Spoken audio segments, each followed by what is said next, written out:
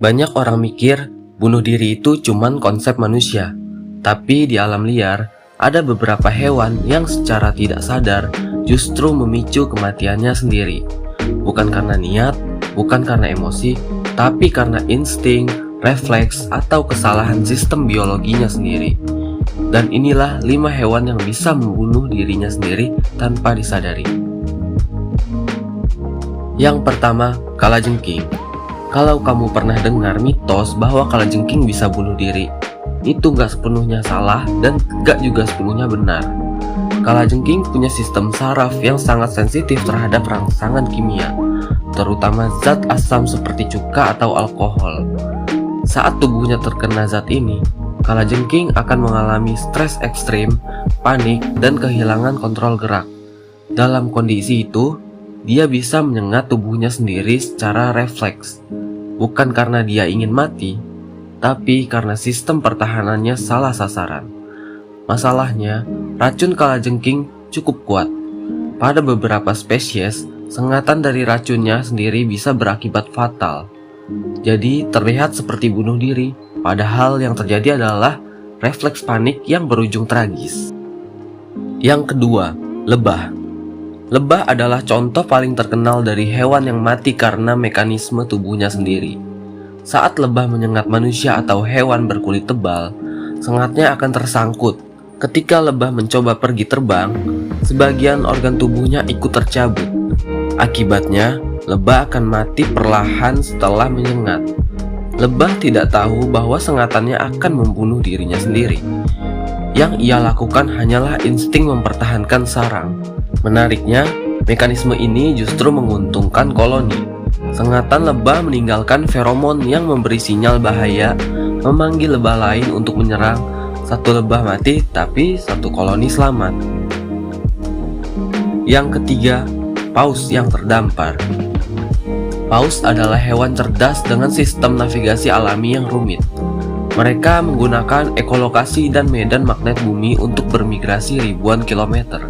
Masalah muncul saat sistem ini terganggu, entah karena kebisingan kapal, sonar militer, atau perubahan medan magnet.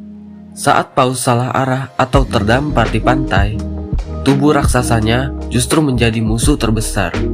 Berat tubuhnya sendiri menekan organ dalam karena tidak ada air yang menopang. Paru-paru terhimpit, aliran darah terganggu, dan suhu tubuh naik drastis. Bahkan jika tidak terluka, paus bisa mati hanya karena berat badannya sendiri. Bukan karena bunuh diri, tapi kesalahan navigasi yang berujung kematian. Yang keempat, gurita betina. Setelah bertelur, gurita betina memasuki fase yang disebut semelparity, yaitu hanya bereproduksi sekali seumur hidup.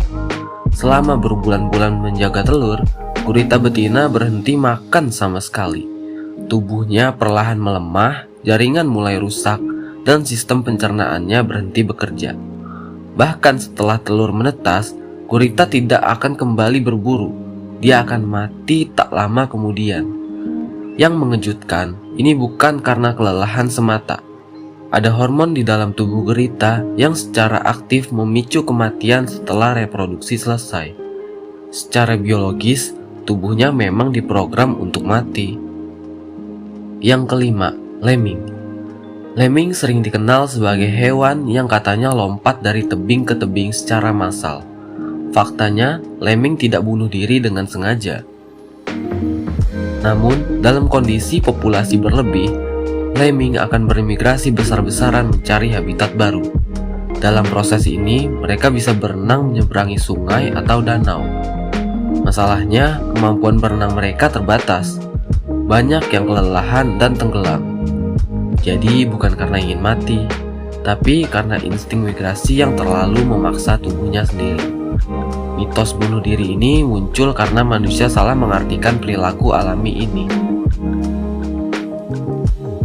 Dari kalajengking sampai paus, kita bisa lihat satu pola yang sama.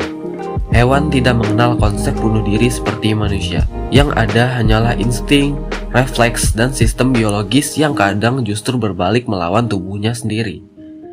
Di alam, kematian bukan selalu akibat kesalahan.